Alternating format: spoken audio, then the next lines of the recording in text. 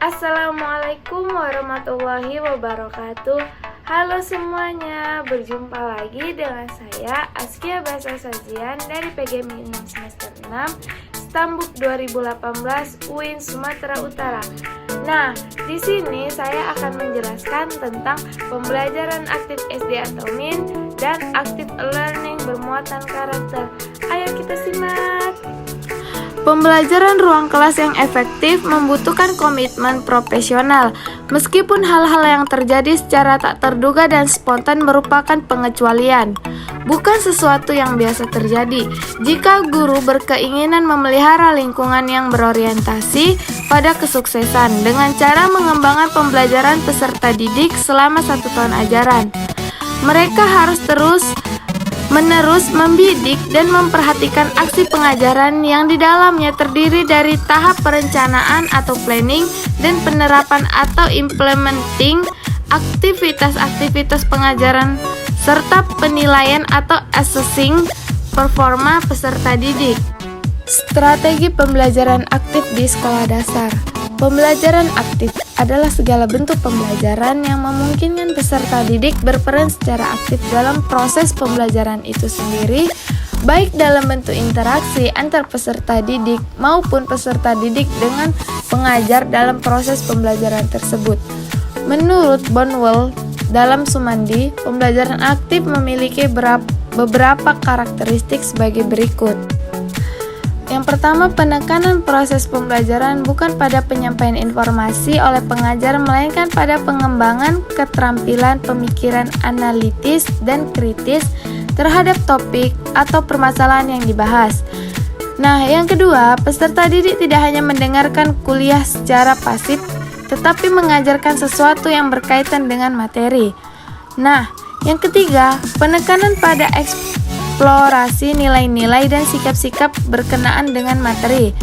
Yang keempat, peserta didik lebih banyak dituntut untuk berpikir kritis, menganalisa, dan melakukan evaluasi. Nah, yang terakhir, umpan balik yang lebih cepat akan terjadi pada proses pembelajaran.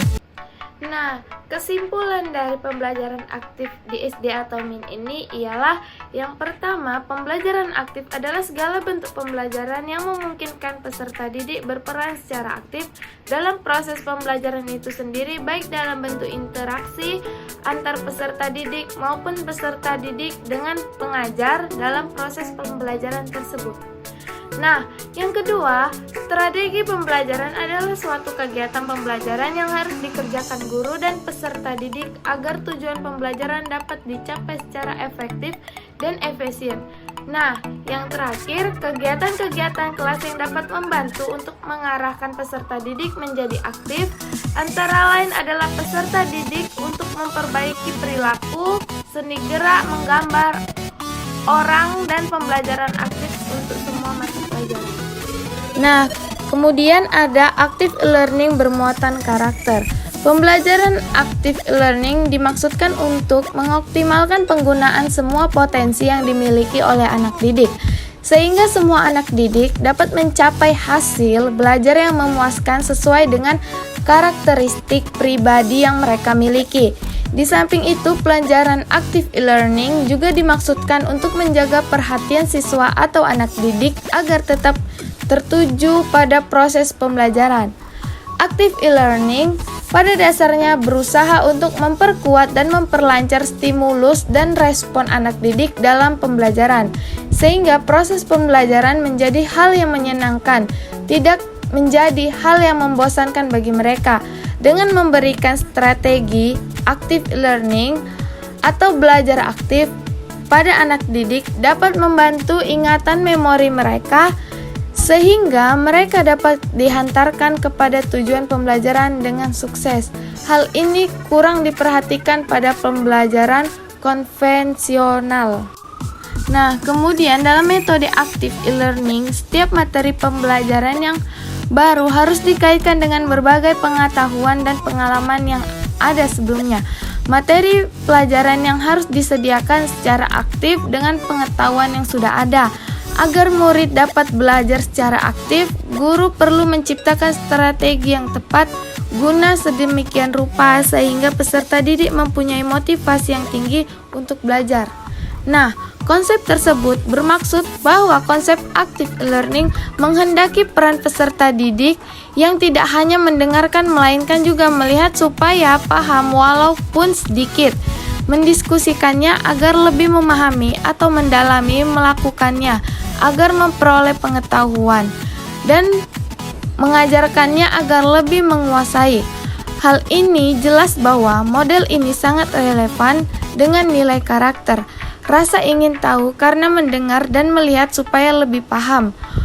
Komunikatif, mereka mendiskusikannya agar memahami dan mendalami, melakukannya agar memperoleh pengetahuan dan mengajarkannya agar menguasainya. Nah, konsep dasar active e-learning bermuatan karakter ini mencakup dua hal, yaitu yang pertama, active e-learning dikaji atau digali nilai karakter yang terkandung di dalamnya untuk diaktualisasikan dalam pembelajaran sehingga nilai-nilai karakter dapat diinternalisasikan ke dalam diri peserta didik. Nah, yang kedua, active e-learning dimodifikasi dan dikembangkan secara kreatif agar memuat nilai karakter yang lebih bervariatif. Nah, keunggulan active learning bermuatan karakter ini, yang pertama, peserta didik tidak sempat marah gitu kan, atau merasa nggak enak gitu kan sama pelajaran ini karena sudah sejak awal pembelajaran dilakukan secara menyenangkan. Nah, yang kedua, gerakan dapat meningkatkan daya ingat peserta didik. Yang ketiga, motivasi yang maksimal sehingga dapat menghindarkan rasa kantuk, malas, melamun, atau sejenisnya gitu kan. Nah, kelemahan active learning bermuatan karakter itu sendiri, yang pertama, hiruk pikuk kelas yang sering menimbulkan standar kecapaian gitu kan, tidak tercapai gitu. Nah, yang kedua, menghindarkan peserta didik untuk melupakan tugas utama belajar karena mencari kesenangan belajar itu. Nah, cukup sekian yang mungkin bisa saya jelaskan. Kurang dan lebihnya saya mohon maaf karena saya juga masih belajar. Di sini kita belajar bersama-sama.